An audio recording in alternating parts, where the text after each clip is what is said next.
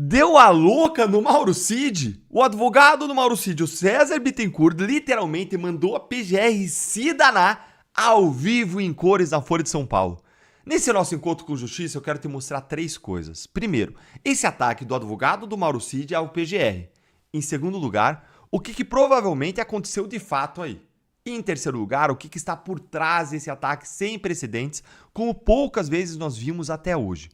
Bora então direto ao primeiro ponto com essa matéria aqui da Folha de São Paulo, que é tão, mas tão inacreditável que eu pensei que fosse fake quando vi lá no X.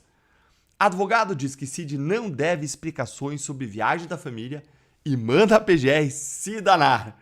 Gente, tava ou não tava certo eu quando eu achei que isso era fake news, hein? Parece ou não parece mentira? Bora entender aqui o que foi que aconteceu.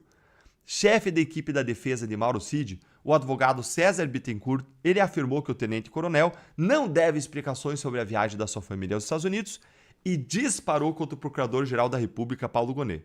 Dane-se o PGR! A vida do Cid segue indiferente à existência do processo, escreveu Bittencourt à Folha de São Paulo. Olha, pessoal, isso aqui já me leva direto para o segundo ponto.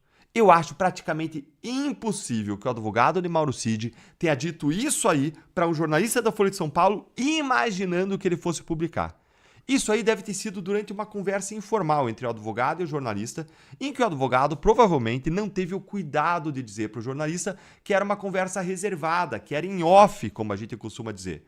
Ou seja, uma conversa aí que não deveria identificar quem que estava falando, deveria preservar a fonte. Esse tipo de conversa em off é muito comum para que jornalistas possam entender o contexto de fatos, de eventos, falando diretamente com as pessoas envolvidas, mas na conversa em off o jornalista é obrigado a preservar a pessoa, a fonte dessa informação, ou seja, a pessoa que dá a informação ela não é identificada.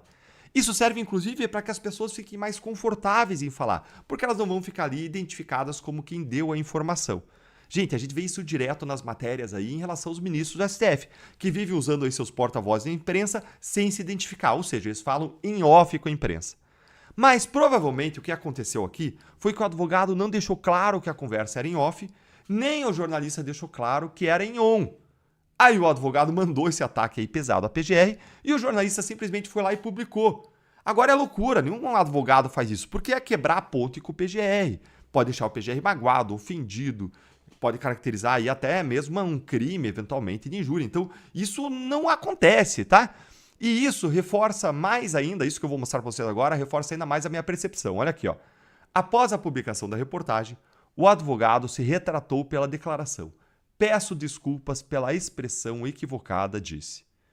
Ou seja, realmente, parece aí que foi um equívoco que ele tenha dito e tenha sido publicado. Ele até disse, mas ele não queria que fosse publicado.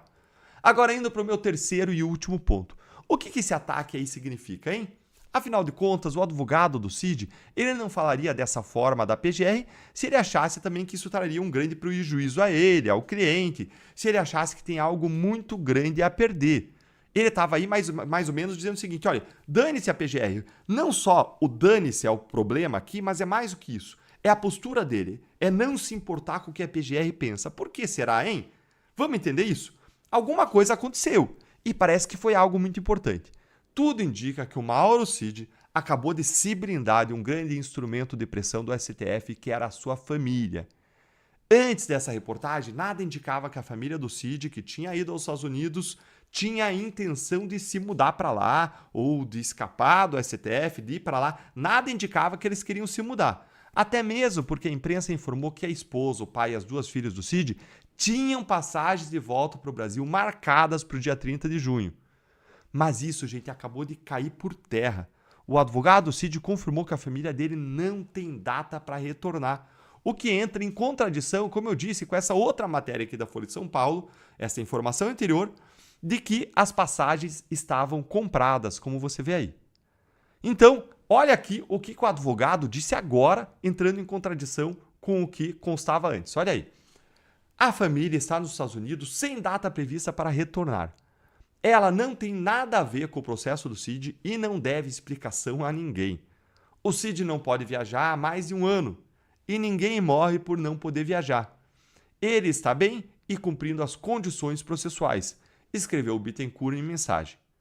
Parte da família de Cid mora nos Estados Unidos. O Daniel, irmão do militar, mora na Califórnia e abriga uma das filhas do tenente-coronel há pelo menos 3 anos. O pai de Cid também morou nos Estados Unidos durante o governo Bolsonaro, nomeado para comandar o escritório da Apex em Miami entre 2019 e 2022. Agora, presta atenção nisso aqui que é o ponto-chave. A família está nos Estados Unidos sem data prevista para retornar. Ou seja, esse surto aí de valentia do Mauro Cid, do advogado dele, pode significar que a família do Cid não volta mais para o Brasil. Ainda que tenha passagens de volta eventualmente compradas, pode ser que tenha, mas pelo jeito aí não vai usar.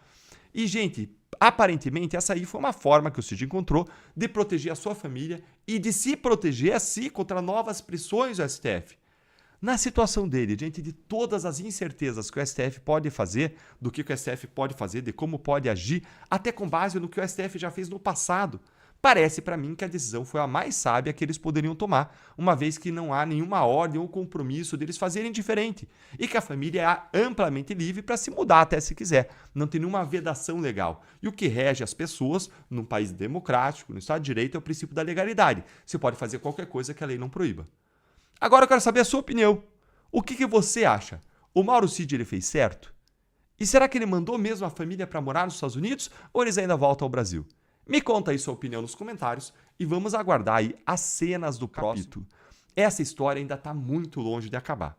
Um grande abraço e até o próximo vídeo.